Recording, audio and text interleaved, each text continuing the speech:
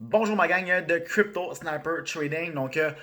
Aujourd'hui, on va faire la suite en fait du deuxième épisode où est-ce qu'on parlait de pourquoi j'ai lâché ma job à 200 000 par année pour vivre du day trading à temps plein. Donc on a abordé plusieurs bons points à l'intérieur du premier podcast, donc du deuxième épisode. Par contre, je trouve qu'il y a quelques autres points que je n'ai pas abordés, que j'aurais voulu aborder et c'est aujourd'hui que je vais faire ça.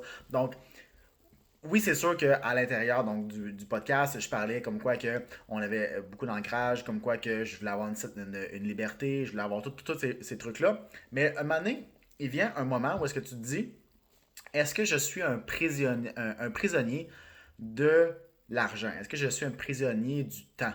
Puis c'est là où est-ce que j'ai eu comme la réflexion de dire, OK, exemple que je vous pose une question vraiment super simple. Est-ce que tu aimerais plus faire 200 000 par année à 60 heures par semaine ou bien tu aimerais mieux faire 100 000 par année mais à 15 heures par semaine? Puis il est venu un temps où est-ce que je me suis posé cette question-là, puis je me suis dit, au final, c'est quoi que t'aimes mieux? Est-ce que tu values, donc est-ce que tu accordes plus d'importance au montant d'argent ou tu accordes plus d'importance au temps? Donc le temps que tu as réussi à sauver. Parce que du temps, malheureusement, on a toutes 24 heures dans une journée. Puis le nombre de personnes que j'ai entendues qui ont 40, 45, 50, 55 ans et qui disent, hey, avoir su, j'aurais fait ça autrement. Mais quand j'ai pris conscience de ça, puis moi j'ai toujours été entouré de gens beaucoup plus vieux que moi, quand j'ai eu conscience de ça, là je me suis dit, oh ok, attends là, est-ce que je préférerais faire plus ça ou plus ça? Est-ce que je veux vivre beaucoup de stress ou beaucoup moins de stress? Est-ce que je veux commencer à voyager un peu plus ou je veux voyager plus ou bien de continuer à être chez moi et être pris dans cette espèce de cercle vicieux-là parce que j'étais dans une rat race. Pour ceux qui ne savent pas c'est quoi une rat race, c'est un gros cercle vicieux où est-ce que tu réussis jamais à sortir. J'étais dans cette rat race-là, c'est juste que les chiffres étaient juste plus gros. Mais par contre, j'étais toujours prisonnier de mon temps et prisonnier de mon cellulaire. Donc, pour moi, a été un énorme changement. Donc, ça, c'était un des aspects. Quand j'ai vu ça, j'ai fait comme, OK, non, c'est fini, je veux absolument faire ce changement-là. Donc, j'ai décidé de faire ce changement-là.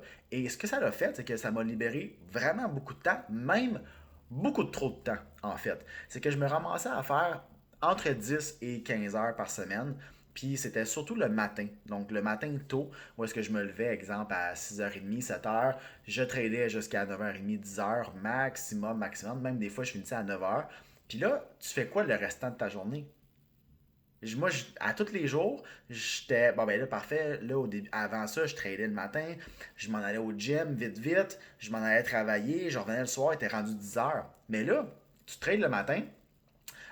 Tu finis à 9h, 9h30. Tu fais quoi? Tu vas au gym. À 11h30, midi, j'ai fini. Tu fais quoi le restant de la journée? Fait qu'à un moment donné, je me suis trouvé à avoir beaucoup trop de temps. Puis c'est là que la page Facebook, le groupe Facebook est arrivé. C'est ça qui ça l'a amené à beaucoup d'autres trucs. Mais ça m'a permis aussi d'avoir beaucoup plus de hobbies.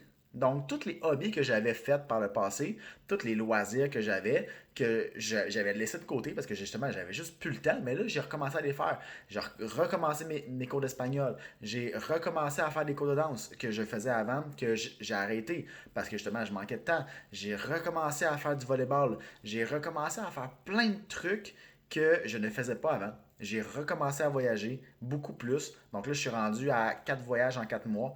Je vais continuer à faire ça pendant encore tant aussi longtemps que je peux le faire. Je vais continuer à le faire. Pour moi, ça a beaucoup plus de valeur que le monétaire au bout de la ligne. Fait que même si tu me disais aujourd'hui, Matt, tu gardes, est-ce que tu reviendrais en arrière, même si tu faisais juste exemple 100 000 par année? 100%. Non, est-ce que je reviendrai en arrière? Non, jamais, jamais, jamais. Je vais rester, même si je gagnais, mettons, 100 000 par année à 15 heures par semaine, versus ce que je faisais avant à 60 heures par semaine, 100% convaincu que je vais prendre la première option. Donc, rester comme que jamais, pour vrai, à partir de maintenant, je n'ai plus envie de faire un job à 50-60 heures par semaine.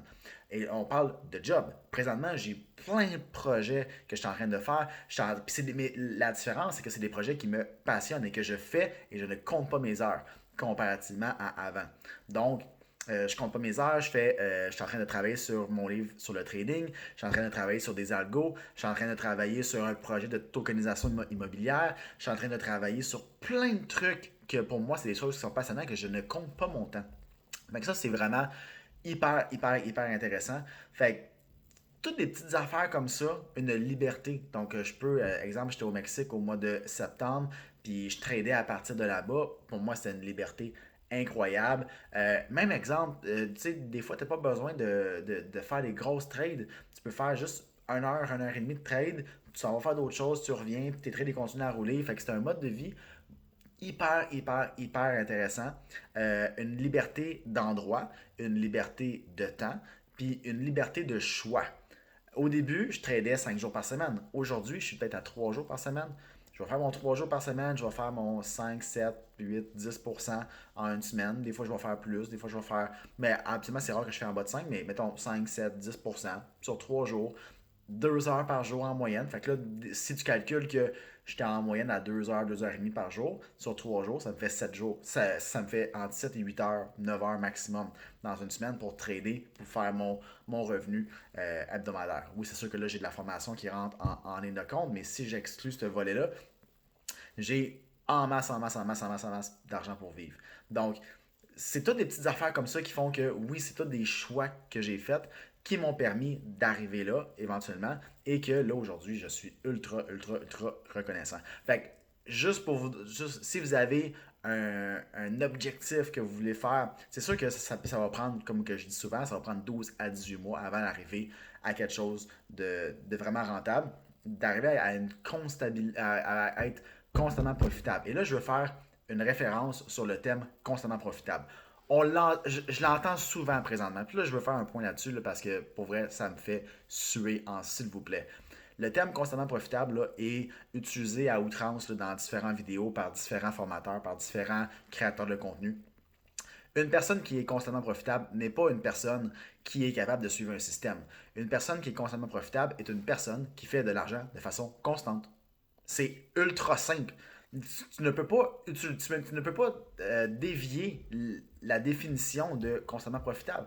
Tu es constamment profitable quand tu fais de l'argent, tu fais du profit de façon constante. C'est ça, être constamment profitable. Fait que lorsque tu deviens constamment profitable après 12 à 18 mois et non pas après 3 mois, comme que je l'entends sur plusieurs médias sociaux, créateurs de contenu, ben c'est là que tu peux te dire, OK, est-ce que là j'ai un choix à faire? Puis là, lorsque tu deviens constamment profitable, tu es capable par la suite d'aller te chercher un compte financier avec FTMO, MFF, Search Trader, il y en a plein d'autres. Puis là, après ça, tu es capable de lâcher ton travail puis d'avoir une liberté de temps. Puis là, le dark side à ça, parce que là, on peut parler du dark side aussi. En fait, on a deux dark sides, on a deux pièges à ça, c'est qu'on peut avoir trop de temps et on peut avoir une solitude. Donc, beaucoup trop de temps, ben là, tu commences à être juste à être sloppy, puis tu commences à plus avoir un bon mindset. Donc, ça, c'est un des aspects négatifs. Puis un autre des aspects plus négatifs, c'est le côté solitude. Parce que si tu es entouré constamment de gens qui travaillent de 9 à 5, exemple, puis que toi, tu deviens trader, ben là, tu fais quoi dans tes journées de temps libre? Donc, quand tu finis de trader, tous tes amis sont en train de travailler dans leur job normal. Toi, tu fais quoi? Tu es tout seul chez toi. De là l'importance de s'entourer de gens qui font la même chose que toi.